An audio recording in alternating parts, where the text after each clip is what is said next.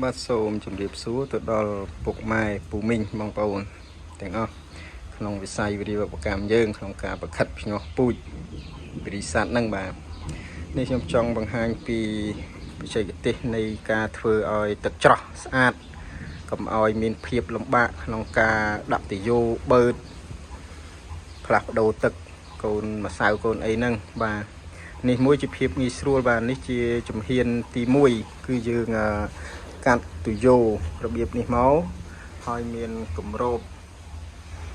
មានសងក្រមពីមួយទឹក2ទៅ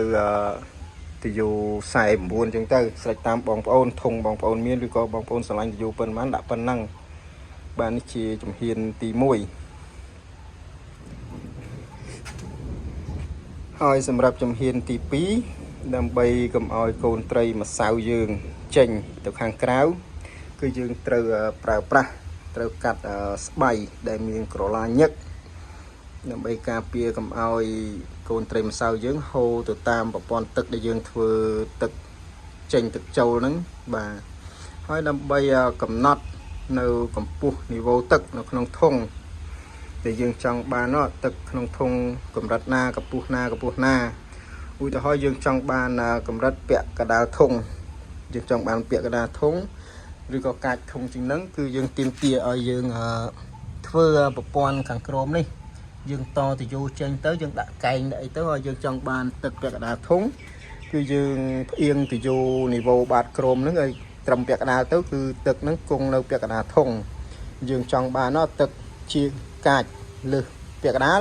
គឺយើងបញ្ឈរទៅយោផ្អៀងត្រឹមហ្នឹងទៅបាទគឺទឹកនៅត្រឹមហ្នឹងហើយក្នុងនោះផងដែរសម្រាប់ទឹកគឺយើងធ្វើការបញ្ចេញចូលជាប្រចាំគឺយើងប្រើទឹកវ៉ាក់សាំង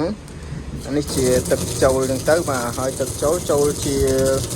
ប្រចាំហ្នឹងទៅហើយទឹកចេញក៏វាចេញទៅតាមកម្រិតនៃទឹកយើងបើកចូលហ្នឹងទៅហើយនេះគឺជាប្រព័ន្ធខ្យល់អុកស៊ីហ្សែនដើម្បីជំនួយអុកស៊ីហ្សែនទៅដល់កូនវិរិស័តកូនម្សៅយើងហ្នឹងបាទហ្នឹងបាទ